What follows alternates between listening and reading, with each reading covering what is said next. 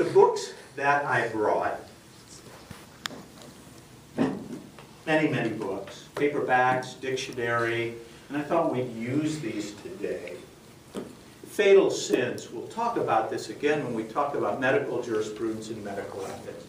One of the key sins we want to avoid is failure to obtain informed consent. Remember, no matter what we're doing, anytime we intervene to treat, we need to ask patients permission to intervene and treat. We need to discuss with them potential risk, side effects, and benefits of the medications. We need to ask the patient to, in his or her own words, explain back to us what we have just told them, and then ask permission then to proceed.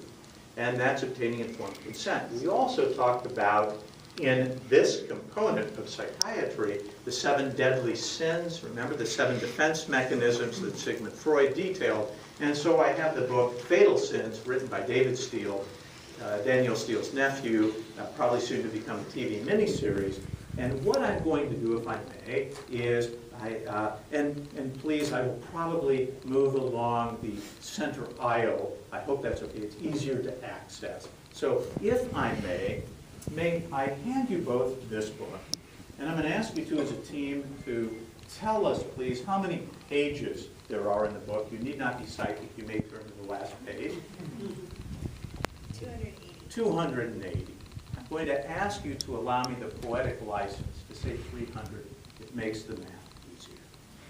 300 pages. In a standard galley proof of a hardback book published in the United States, they're typically between 200 and 400 words per page. 300 pages, 400 words, would be approximately 120,000 words. I'm going to ask you in a moment to open the book, any page you want. If you don't like that page, by gosh, go to a different page. It's okay. I want you to find the page with which you're comfortable. Once you've found that page, then I'm going to ask you, please, to silently scan down that page and find a word. Now, I'm going to ask you, please, for today's purposes, to select the biggest word, the longest word, the most letters, the most syllables. The reason being, that will make this the most impressive. If you find yourselves conflicted, an intrapsychic conflict between 2 of the biggest, longest words, you may select 2. Now, I don't want you to speak the words out loud. I just want you to look at the word or words, point to it for each other, remember the word or words, and then close the book. Okay, so I'm going to ask you now, please, to go through the book, and I'm going to ask you, please, to find a word or words that you just feel drawn to.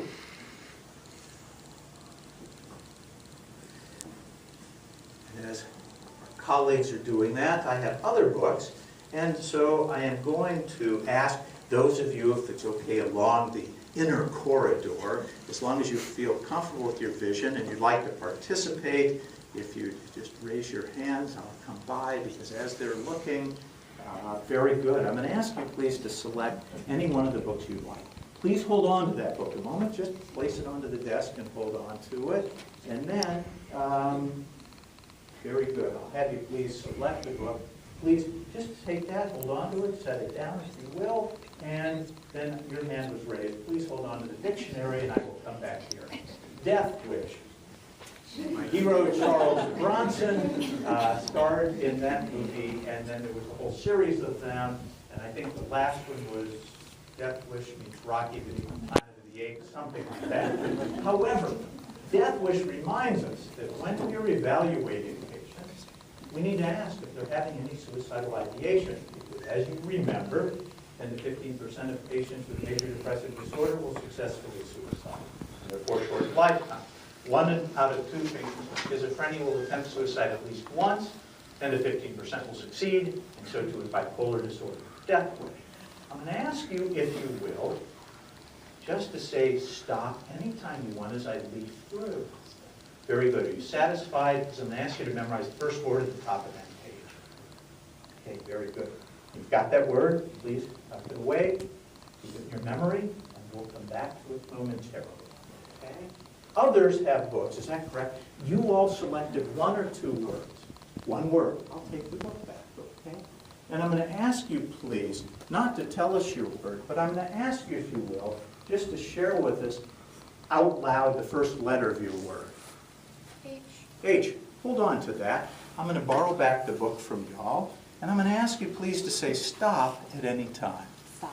Are you satisfied with this page? Because I'm going to have you memorize the first word at the top of that page. Yes. Very good. Okay. Does anyone else have a book? Ah, yes. I'm going to borrow your book, The Ultimate Flashback. We talked about post-traumatic stress disorder. Post-traumatic stress disorder, what are the hallmarks? We know the hallmarks are nightmares, revivifications, flashbacks, individuals having experienced a life-threatening or so perceived experience that then causes them a feeling of helplessness, horror, fear, and the individual then is easily irritable, wants to avoid talking about the situation. I'm going to ask you, please, just to say stop at any time as I riffle through the book. Very good. And have you please look at the first word at the top of this page. And then you selected at random 2 page numbers, am I right? So I'm going to ask you, please, to look at those 2 page numbers, to turn to those 2 page numbers in your dictionary. Okay? So we've randomly selected pages that you turn to in the dictionary. We have a lot of words floating around. I'm going to ask you all selected a word at random. The word you selected at random was one out of 120,000 words you selected. The unconscious mind goes to a word that has meaning. Out of 120,000 words, you reminded us that when we're talking about mood disorders, all too often we see individuals who are suffering from decreasing mood, depression. When that happens, we see emotional response. Letter H doesn't tell us a whole lot, but it does tell us little by little if we get another piece of information, maybe an A, maybe an N. Individuals come into our office and they may actually be tearful and crying because of their depression, and we can see that. And the word you selected was handkerchief. Is that correct? Yes.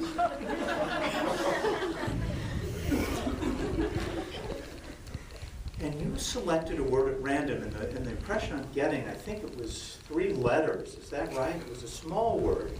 And in the textbook, as a matter of fact, I actually write in here, there's a section in the appendix of words I seek to avoid. And the words I seek to avoid are, one of the words is, this is the word you selected, and I really appreciate your selecting it because it reminds us this word negates everything that comes before. So we don't want to use this word. We say to our children when we're disciplining them or guiding them or directing them if they have ADHD, and we say, I love you, but I don't like it when you do this.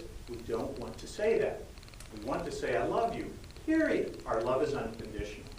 And then we say, when this happens, not when you do this, when this happens, I feel this.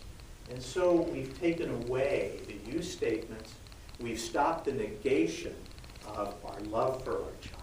And now we're able to guide our child successfully. And when we do and behave appropriately, the word that you selected reminds me, you selected a 4-letter word. Is that correct? And the word that you selected reminds us what we want to do is THIS, this. Is that right? Yes. And if we don't do that, then our children will feel crumpled. Is that right? Yeah. And 2 pages were selected at random. You turn to them in your dictionary. Is that right? And there should be 4 columns of defined words, 2 on each page. Is that correct? So we have columns 1, 2, 3, and 4. And I'm going to ask, what column would you like us to use? 1, 2, 3, or 4? 3. I'm going to ask you please to look at the top of column 3. First bold print defined word at the top of column 3. And as you focus on it, it reminds us to be very careful, very judicious, and ethical in our diagnosing. Because when we make a diagnosis for an individual, we've created now a prior existing condition. And we've created now a label that follows the patient for the rest of his or her life. So we want to be very careful. We want our diagnosis to be accurate and appropriate because we've created for our patient. Please let me know if this is accurate. The word you're thinking of and looking at is E-A-R-M-A-R-K. We've created an earmark for our patient. Is that correct? Thank you all very, very much.